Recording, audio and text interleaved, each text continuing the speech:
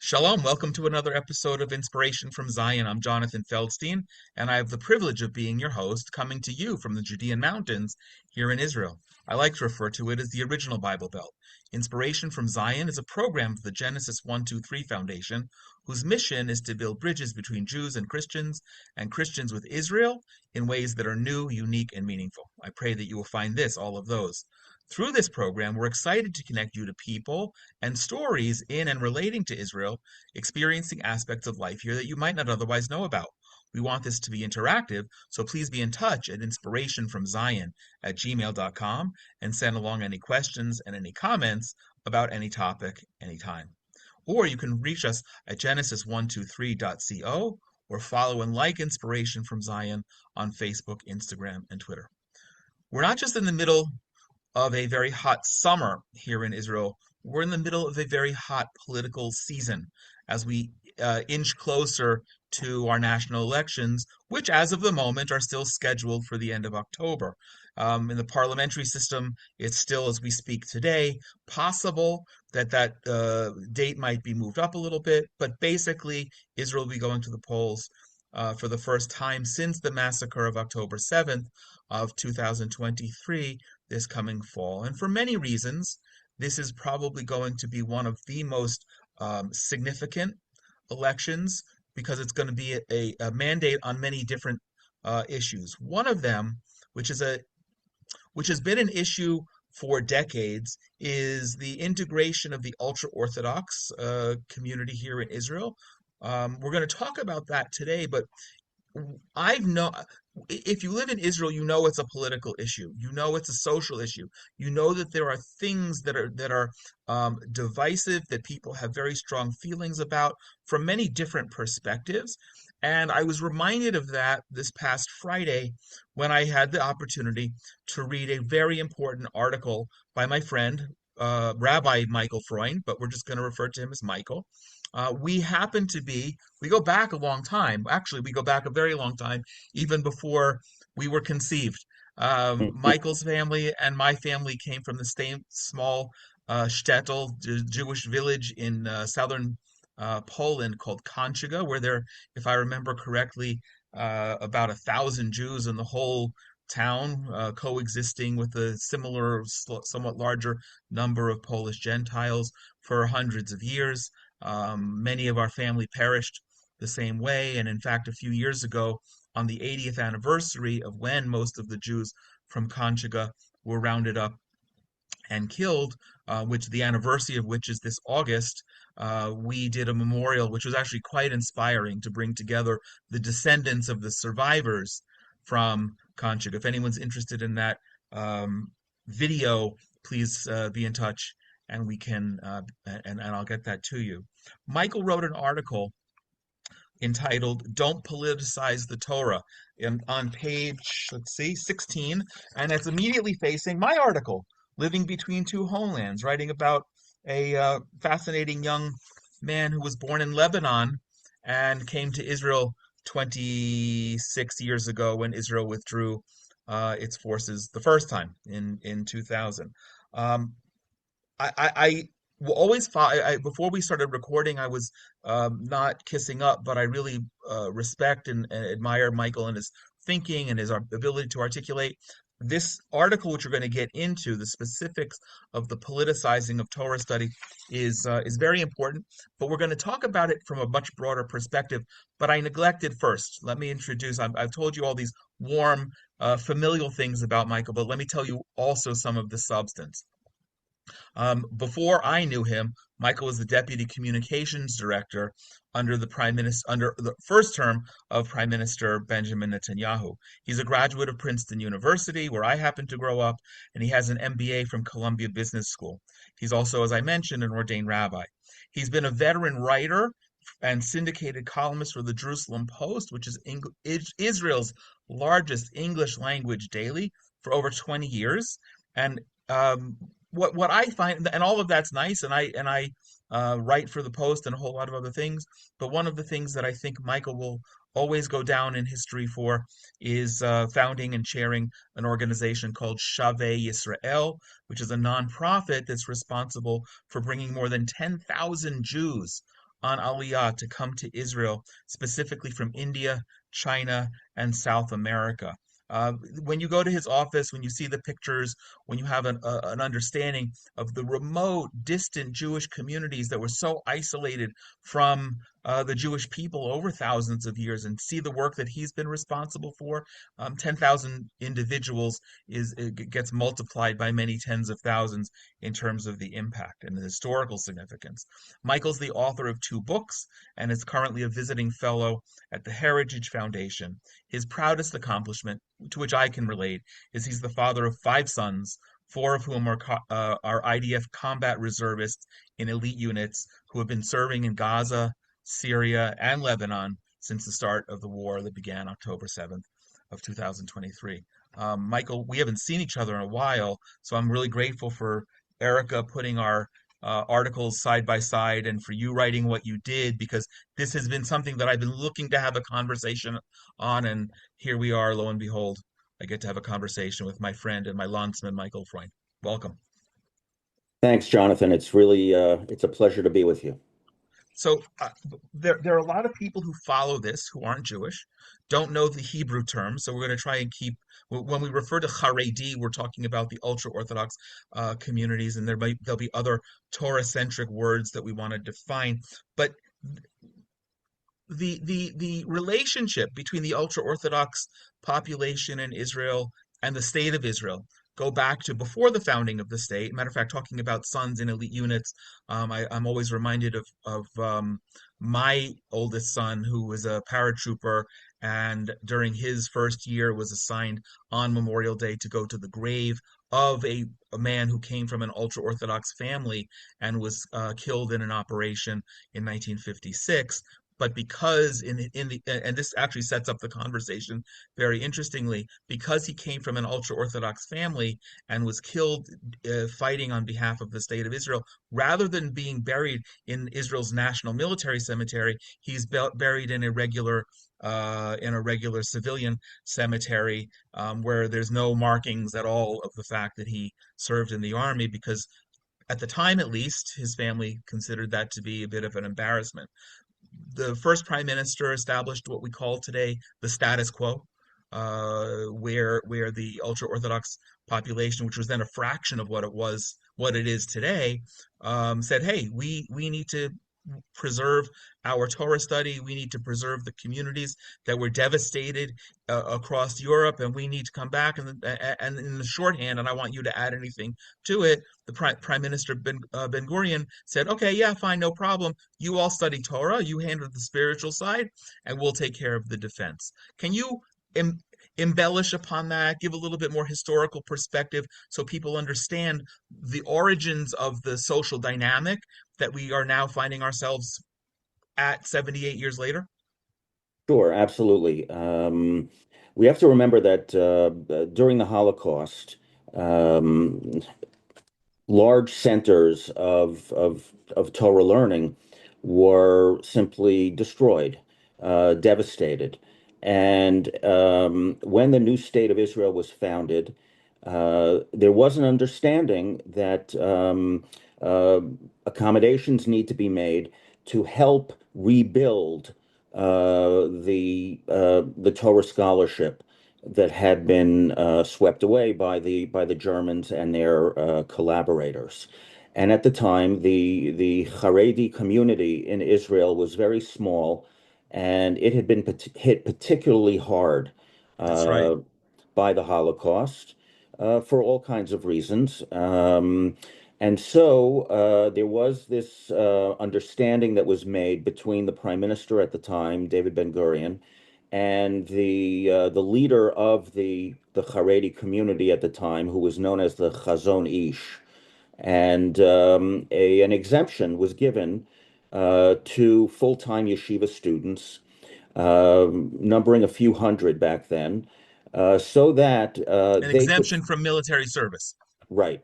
So that Right. they could focus on intensive full-time Torah learning and scholarship in order to develop the next generation of spiritual and intellectual leadership for the Jewish people. And over time, though, that arrangement, as the Haredi community grew in size, um, those hundreds of people getting exemptions quickly became thousands and then tens of thousands.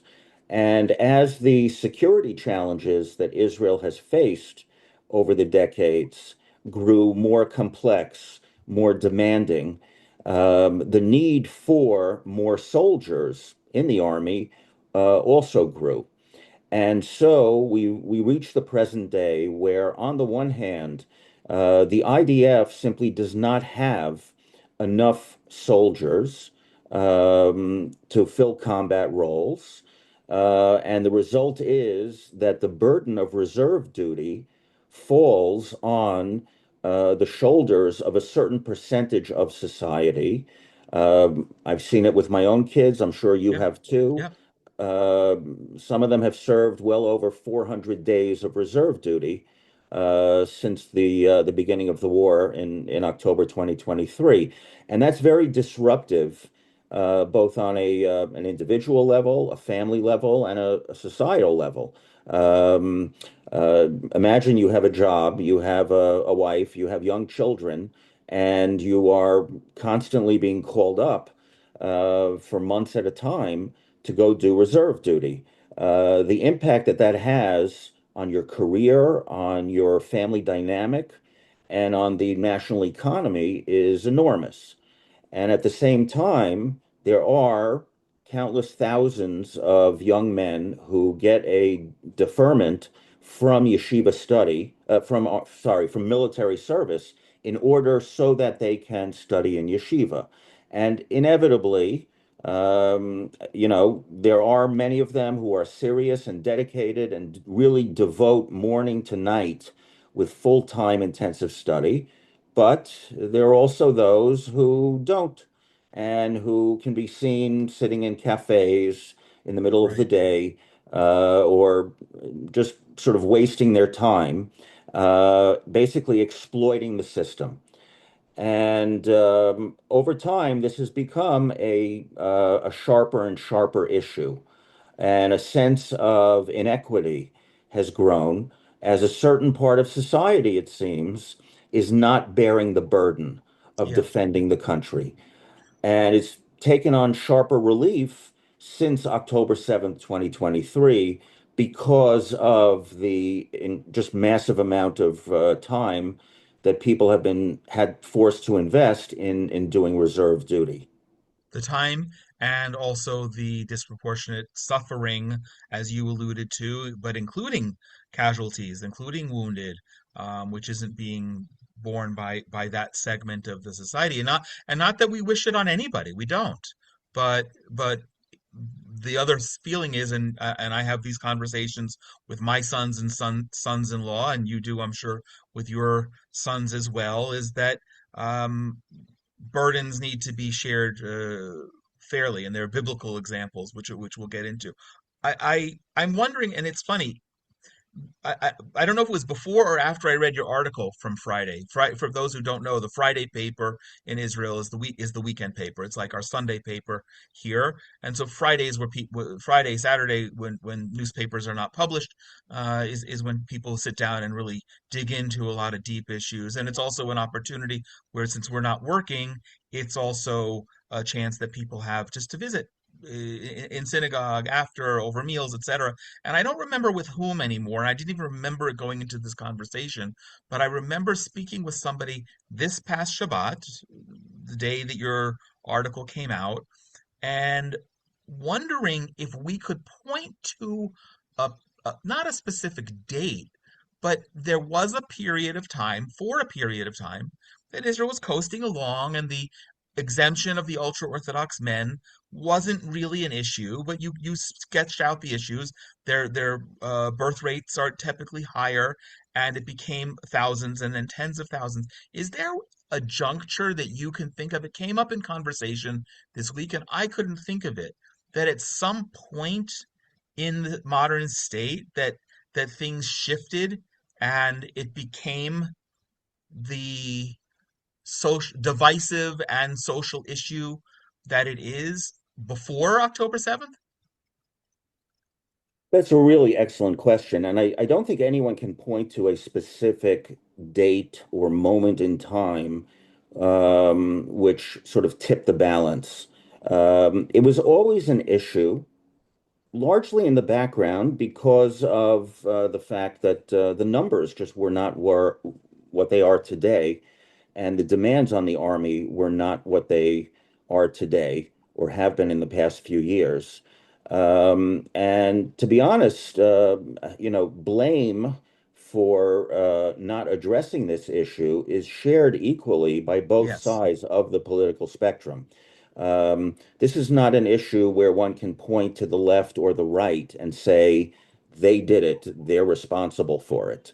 It's both of them. This issue was allowed to fester, whether it was in the background or more so or less so is not really relevant at this point. It was allowed to fester and grow by both sides of the political spectrum because, for political reasons, both the Likud and Labor, which at the time were the two biggest parties, were courting the Haredi parties in the Knesset, wanted their support, and therefore they were afraid to tackle this sacred cow, as it were, um, and they allowed the numbers to simply balloon. And now we're at a point where, on the one hand, the size of the numbers of those getting a deferral is just something that would have been unthinkable 50 years ago. And on the other hand, the needs of the Army have also grown significantly, as I mentioned before. So that's why I think one of the reasons it's come to the fore in light of the events of October 2023, because people in Israel are exhausted from the demands of reserve duty. And when they come home and they see all this entire part of the Jewish population, this entire sector of the Jewish population that isn't involved, it raises their hackles. Yeah. I want to put it's hard to talk about this issue these days other than using the adjective that it's divisive, and it is. I want to come, but I want to put that on the side for a moment and come to an issue that I've thought about a lot. You've just made me think of it. It was not even on my radar to talk about, but t twice or three times already in this short part of the conversation, you've alluded to the human resource demands that the army doesn't have enough combat soldiers, that we're bearing that the rest of the country is bearing the burden.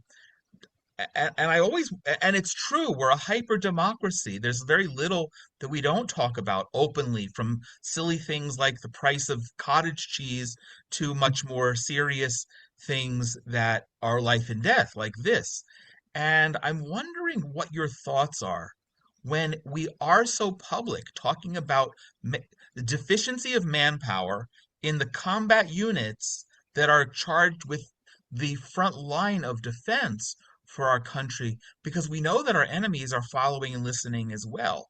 Does that, do you have any pause in talking about it, in reading about it? Do you think sometimes people should just shut up and find a quiet way to fix it? Or do we need to air these, and anyway the enemy's gonna find their way to find our weaknesses? Look, we have to always assume that our enemies are smart and not dumb. As tempting as it is at times for people to dismiss our enemies, doing so can be dangerous. We have to assume that they have a grasp of what Israel's current defense posture is. They don't know all the details, they don't know the strategies and things of that sort, we hope, but they do have a fairly general sense. Now, in a democracy, of course, talking about issues, raising them, is one of the ways to bring about change. And um, talking about the fact that the Army needs to draw people from a larger pool than it is currently is one way, hopefully, to bring about that change because it puts pressure on our elected officials to pay attention to the issue. The more you and I talk about it, the more that other Israeli voters talk about it and express concern about it, the more likely our elected leaders are to do something about it. So, in that sense, I think it's imperative that we raise this issue. That said, and this is a very important point, which I tried to get across in the column that I wrote. It's important to do so in a civil manner. It's Yes. it's important not to get as tempting as it is to get swept away by the emotion of it. And as we're both the fathers of combat soldiers, it's very easy to get swept away by the emotion of it. So I had to take a deep breath when I before I wrote this article because I realized that giving into the emotion is not going to accomplish anything. If both sides just start yelling at each other, we're not going to get anywhere. And that's why we need to underline the fact, as I tried to do in what I wrote, that yes, Torah study is crucial and Torah study is holy. Military service is crucial and military service is holy. Let's not get into a debate about this is equal to that, this is more important than that. Let's try and find a way to respect the fact that we need both in order to continue, and at the same time, that just like Israeli society as a whole needs more Torah and more spirituality, the Haredi community needs to play a more complete and integrated role in defending the country. So I hope I'll have the presence of mind to come back to that because that statement you just made is real important. They all are, but I want to widen the lens and go backwards just a moment because I was going to come to your article again, and for anyone who wants it, please be in touch. We'll get you the link. Don't politicize Torah study in the June 12th Jerusalem Post magazine. But here's where I want to step back because we were talking about historically that it became a growing issue, the exemption of the ultra-Orthodox. It's become now over the last certainly the last 3 years, but decade, 2 decades for sure, a growing political issue as well. Your article, and I want you to explain it, was triggered by a political event that took place here in the Knesset the week before. Can you explain that? Because that's going to the issue of why the Torah study is valid to begin with. Sure. Um, Israel does not have a constitution, and instead, the Knesset over the years has passed a series of what are called basic laws, which in effect serve the function of a constitution. So, two of the Haredi parties, Shas and United Torah Judaism, put forward a proposed bill, a basic law, that in effect would have defined Torah study as a form of national service equivalent to military service in the IDF. And it wasn't just declaratory, it would have also had practical significance in terms of the benefits, the social and economic benefits that reservists in the IDF get. Those would have been applied as well to yeshiva students. Now, I was troubled by this proposal for two reasons. One was the timing, and the other was the substance. The timing of it, when Israel is still fighting on numerous multiple fronts at the same time, when Israelis are being called to reserve duty again and again and again, being taken away from their families. When Israeli soldiers have been fighting and bleeding and dying, defending the country, the timing of this proposal was inane. It was a real slap in the face to the rest of Israeli society. And it was, I thought, very tone deaf of the Haredi parties to propose this at this time. But that just had to do with the timing of it. Then, as I mentioned, there's the substance of it, which was an attempt to directly equate um, Torah study with military service. And that is an argument that is very problematic on a number of levels. Moreover, making that argument or making that assertion is not going to heal the rifts within Israeli society. It is not going to lead uh, non-observant Israelis to admire the Torah or love it more. Just the opposite. It will have precisely the opposite effect of what its sponsors ostensibly would want. Instead of bringing more honor to the Torah, this proposal would do the opposite, and it would drive people further away. It would So, drive, yeah, you know, so you just made a very provocative point that the authors of the bill, the ultra-Orthodox parties that are proposing it, have proposed it, want to bring honor to the Torah, especially in the political season that we're in. One can make the case that they're not necessarily trying to honor the Torah, they're trying to circle the wagons and just have support for their own communities. Is it about? I agree with everything that you say. I think that the ultra Orthodox parties should be the standard bearers of the most Torah study and trying to infuse that across Israeli society, not set boundaries and say unless you do this or that our way, then you're out of bounds. Do you think that it's do those two of honoring the Torah and am I wrong? Is it really gross of me to say uh no that it's really just a political scheme? well, I think I said ostensibly. I think I Ostensibly, you did.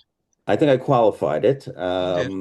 because I'm not We'll sure, to be replay. honest. I'm not sure what, you never really know what's going on in another person's heart or mind. So, it's possible that one of their motivations is to bring honor to the Torah. It's also possible that it's not, and that it's a purely political move, like you said, to circle the wagons, to fire up their base, their voting base in advance of the elections. It's possible, sure. But I love also that you made that hypothesis. Yes, you said ostensibly, but you also spoke about what the ultra-Orthodox communities should do, that they should join in terms of serving. Then those are coming from the perspective of a not yet 60 something year old national religious Jewish man who's got five sons in the army applying your worldview, which is an enlightened worldview that yeah, they should be participating and yeah, they should be honoring the Torah. And I think that's part of what we, at least who honor the Torah in Israel, are seeing as part of the conflict, no? Absolutely, because for most of us, we don't see a contradiction between um, observing the Torah and being a religious Jew and taking up arms when necessary to defend the country. That's been part and parcel of our history for over 3,000 years. Correct. Um, when necessary, when needed, we took up arms and we liberated our land, we defended our people, we fought for the values that we believe in. That's part of living in the world. We're human beings. We're not angels. God created us this way, and He knew what He was doing, of course. And as human beings, at times we have to get our hands dirty, whether we like it Yeah. or not. I'm glad that you mentioned 3,000 years because I was going to rewind a little bit further than that. One of the things that at least I come across, or seems to me to be, if not a biblical foundation, the biblical foundation for the conversation that we're talking about, is just before the Jewish people were about to enter the land, and Moses is still alive, two and a half of the 12 tribes said, "Nah, we like it on this side. We like it on the east side of the Jordan River. It's good for cattle, and we don't want to get our hands dirty." And Moses had a pretty harsh rebuke. You're the rabbi. Can you talk about that? Sure. The tribes of Reuben, Gad, and half of Manasseh saw the fertile land on the eastern bank of the Jordan and asked to settle there. And Moses famously said to them, "Ha'achechem yavo lamilchama ve'atem teshvu po?" Will your brothers go out to do battle and you're going to sit here? You're going to settle here? Um, it was a stinging rebuke, and it's one that resonates very strongly today.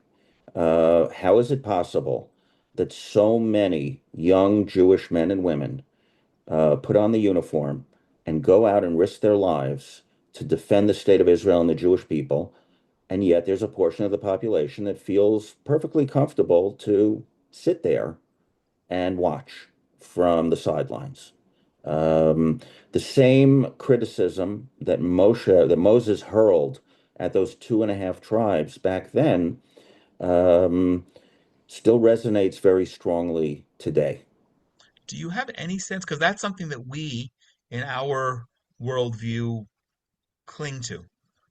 Do you have any sense from your observations or research that that resonates at all within the ultra-Orthodox community? That anyone is, even though and I'm not saying in a bad way, even though they're circling the wagons to preserve their own communities, that they might view that biblical rebuke as something to take to heart and reconsider? I have not really come across anything to that effect, unfortunately. They have elevated Torah study to a level where, in their minds, it outweighs um, even things such as serving in the army. They express fears about what might happen to the religiosity and spirituality of their young people if they are drafted. And that is a bit of a legitimate concern. I mean, the army is not conducive to spiritual growth, nor is it intended to be. No, it's not intended to be, exactly. It's an institution that is created for a very specific reason, with very specific goals, and uh, cultivating religiosity is not one of the goals of that institution, nor should it be. That's not what it's established for. So one can understand to a certain extent that fear that they have about sending their young men to the army. Um, but again, the question comes down to, well, every parent has concerns about sending their child to the army. The secular Israelis may not be concerned about whether their children will, not grow spiritually, but they're concerned about the safety and the physical well-being of their children, which is also a perfectly legitimate concern. And yet, nonetheless, they send them off.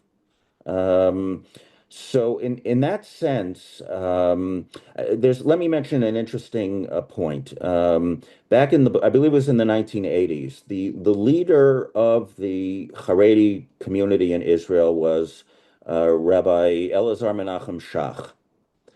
And Rabbi Shach wrote a letter in which he said that full-time yeshiva students who are seriously studying should be exempt from the army. But he wrote that anyone else who's not really studying all day and who's not serious should go to the army. Wow. That was his position.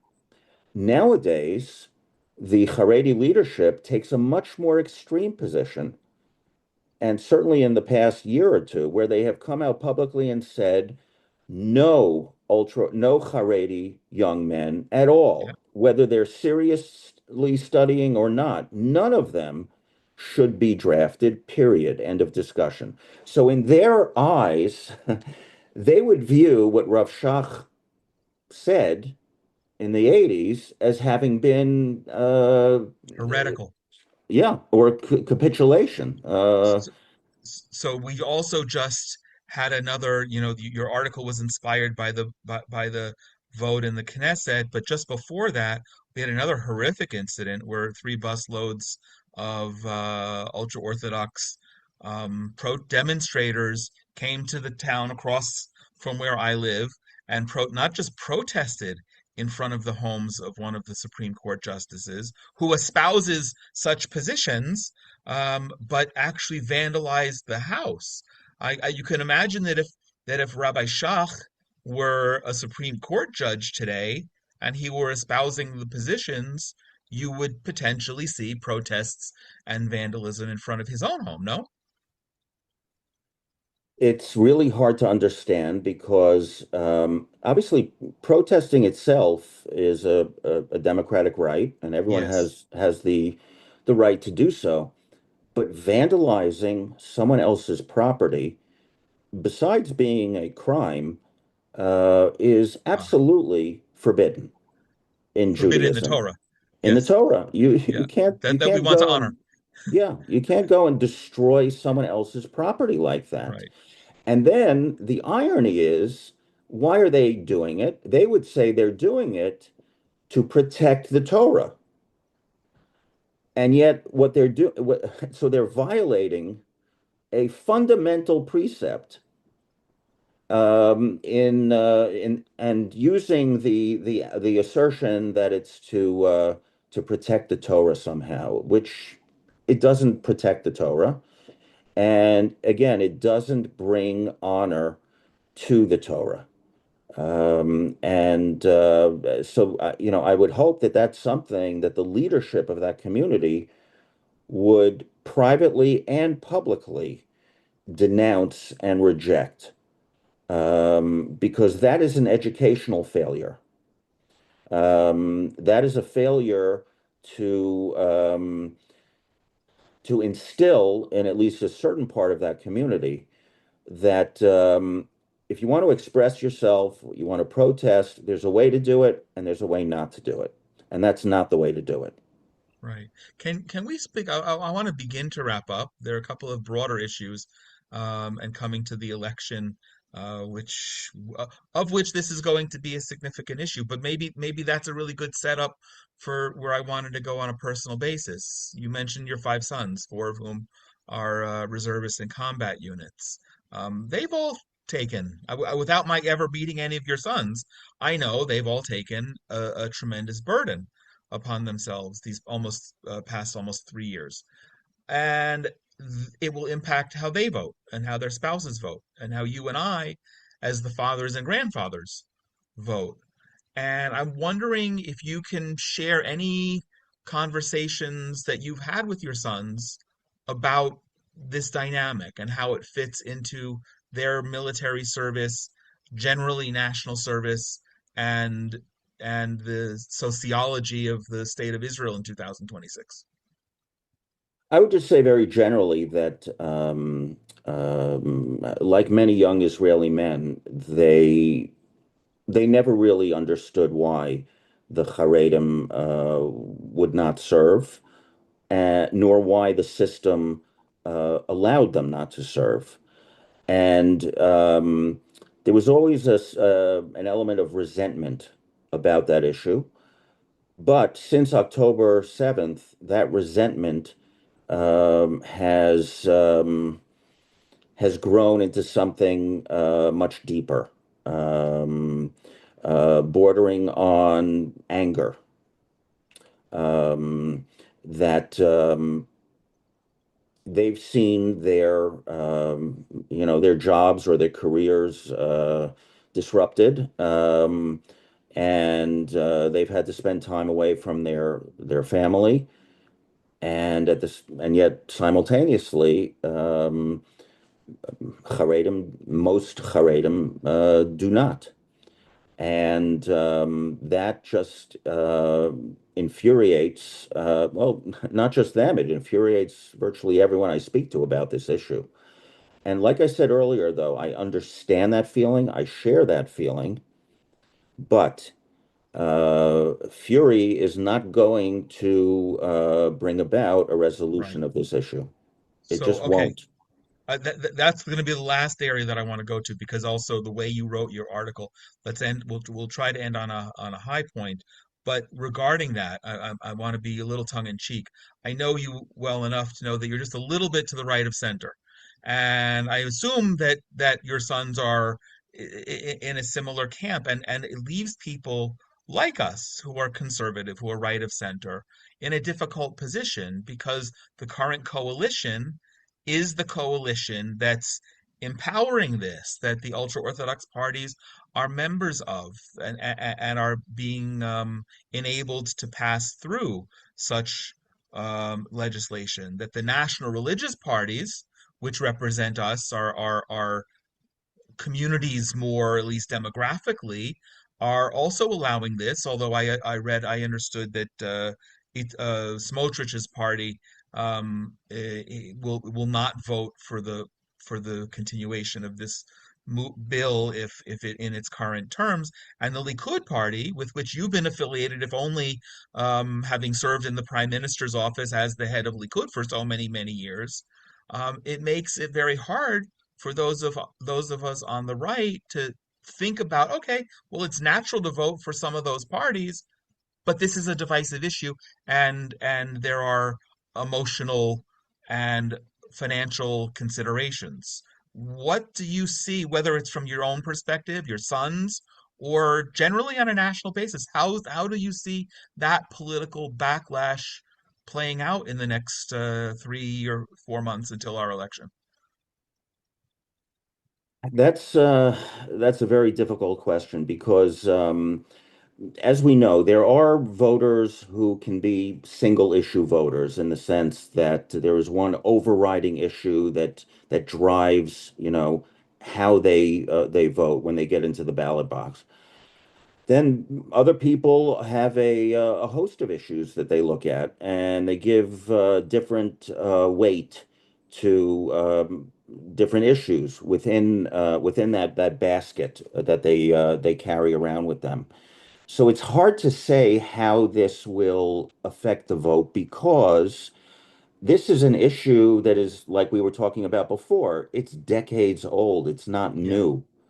And I suspect that a lot of Israelis, as much as they want to see the Haredim drafted, I think a lot of them assume it not really going to happen to the extent that they might hope. Because the fact is, maybe we need to remind ourselves there was a brief interlude a few years ago where Naftali Bennett and Yair Lapid were each prime minister, and they did not draft the Haredim. correct. Now, in the run-up to the election, they're saying that they're the ones who are going to draft them. They didn't do it when they were running the country, running the government. Very good Uh, observation. just a couple of years ago.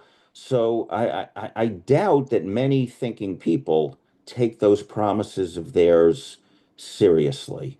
Right. Um, but at the same time, there are people, as we know, who don't necessarily follow the news so closely or who may be driven by this particular issue to vote differently than they have in the past. It's possible. That's something that I assume the professional pollsters, as we come closer to election day, they'll begin to do the deep dive and see to what extent this issue shifts votes from one camp to another or from one party to another. Shift votes and therefore shifts people testing the way the wins, and albeit that the camps are very clear, we might see a shifting in rhetoric as well. Your article um, approaches things from a loving perspective, approaches from an honor perspective, albeit seeing something that needs to be fixed, not a continuation of where things are, not equating Torah study with military service, and that's what one camp would want. Others, there would be a bill, if possible, with full exemption or continued exemption. That's been a political hot potato for as long as I can remember living here in Israel. And maybe you're right. Maybe people just don't think it's ever going to happen, and it's going to be talked about and continue to become divisive. I have a, I don't know that I have a solution, but I have a different approach. That if, as you said earlier, the Haredi community needs to participate, what's the insightful Michael Freund, Princeton University, Columbia Business School rabbi approach to how to make that happen in a way that is breaking down the disunity and actually gets to the point of honoring Torah and defending the state? That's the $64 million question. If this issue had been addressed 30, 40 years ago, and really addressed, we would never have reached this point. But at this point, where both sides have become much more extreme in their positions, and in how they articulate them, it's going to be that much more difficult to bridge the divide. Now, we are seeing slow but steady change in the sense that there are growing numbers of Haredi men who are joining the army, who are Correct. serving. Um, I just saw a beautiful video the other day of some Haredi soldiers in southern Lebanon who were learning the daily page of Talmud that many Jews study, Daf Yomi, it's called, where they study a page of Talmud every day. And it was a beautiful sight to see because you could see they were wearing the olive green drab uniforms of the military, but um, but they were sitting there studying and they were fulfilling both roles. Now, as more and more Haredi men join the army, it will become more normalized. We speak of the Haredi world as if it is one uniform unit, and it's not. There are nuances within that world. There are different communities within that world with different emphases in their ideologies and their theology. So there is room to make this gradual effort to bring in more and more young Haredi men to make the army more accommodating to them, because over time, the more it becomes normalized, the more likely it is that a growing number of them will choose to do so. Wow, that's a great. So yes, and the accommodation, when you talking about that to me, yeah, sure, nobody wants to go out fighting on Shabbat, but we have a value in Judaism that pikuach nefesh, saving a life, and basically everything in the military is about saving life, and you do what's necessary even on the Sabbath. But the Haredi community has I don't know if it's fair to say higher, but a different level of kosher standards that they would want to not have to sacrifice. And also in terms of religious modesty, integrating of men and women. Is there another thing or two or three things that you can think of that might be those sense issues that if the army and national politicians were to try to address sensitively, that we could accommodate this without the divisiveness that we're at? Well, there's also another option, which is in addition to military service, there's what's called national service, Right. which which is another way of serving the country, not necessarily in a military uniform. I'm sure I haven't looked into this, but I'm sure there's a need, for example, for more firemen or policemen Uh, uh, or all types of roles in hospitals and social institutions. There are other opportunities, perhaps, that could be created for young, not just young Haredi men either, but since we're talking about that, sure. um, other ways that they can contribute to society, lessen the burden on others, and yet not feel that their lifestyle or their belief system is being threatened in the process. And that would also be another way to integrate them and make them connect them with the larger society. Correct. Um, I'm so glad we've had this conversation, Michael.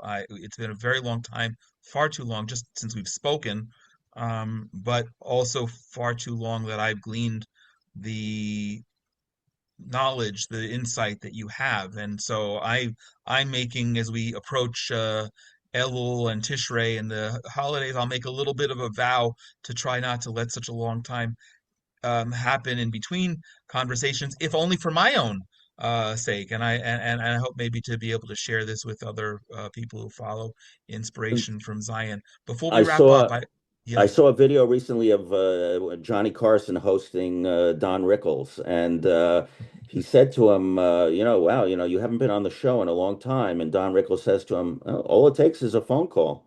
okay, well, God willing, bli neder, as we say. Before I do wrap it up, Michael, it's a broad conversation. It's sort of for sure, one of the top three, if not five, pivotal issues that are going to be a factor in our upcoming election in October, however that plays out. What have we not talked about? What other message do you want to share, whether from the concept of your article? Or the broader social dynamic here in Israel that people need to know? Um, well, I want to stress, like I tried to do in the article, that this is not about criticizing or critiquing the importance of spirituality for the Israeli public or Israeli society. Just the opposite. Um, uh, Israel needs more Torah. Israel needs more spirituality. Um, uh, the Jewish people were put on this earth and given a divine mission. And the state of Israel, well, the land of Israel is the palace of the king. And uh, we have a national mission that we are supposed to accomplish. And in order to accomplish that mission, though, we need to keep the country safe from our enemies who wish to wipe us off the map.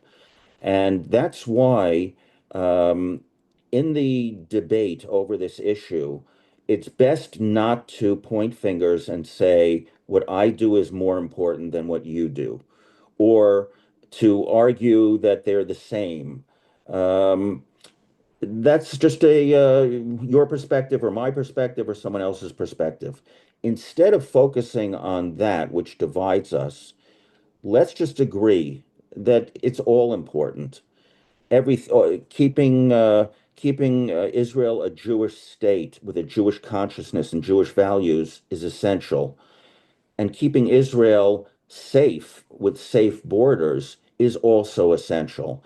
And they don't contradict each other. And we should be able, using our Jewish brains, we should be able to find a way, if we tone down the rhetoric, Yeah. um, to to embody both those values. Very well said. Michael, thank you for joining us today, and thank you for helping make sense of and tackling one of the most significant and divisive issues in Israel societally, and as we lead up to the conversation. And yes, let's per Don Rickles, we'll make it a strong endeavor to make a phone call and stay in touch more. I Thanks, always want to Jonathan. thank, yeah, it's been a really delight. I'm so glad we did this. Always want to thank also our sponsors. First is Priscilla Flory, who in my home is known as our bonus mother. Both my wife's mother and my mother died 6 weeks apart 20 years ago, and since then Priscilla has been the closest thing that either of us have to a living mother, and she's always been a great support in so many ways. And thank her for being one of the sponsors of Inspiration from Zion, and also other dear friends who I'm looking forward to see real shortly, the Coin family for their meaningful sponsorship. Inspiration from Zion and all of the Genesis 123 Foundation programs are made possible by donation. So please consider joining us to help continue to building bridges and have dialogues like this.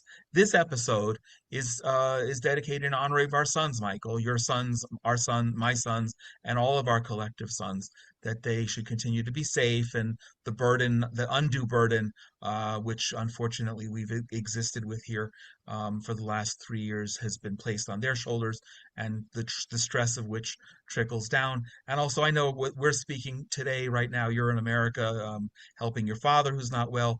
Please remind me his name, and I would like to offer this in honor of his full and speedy recovery.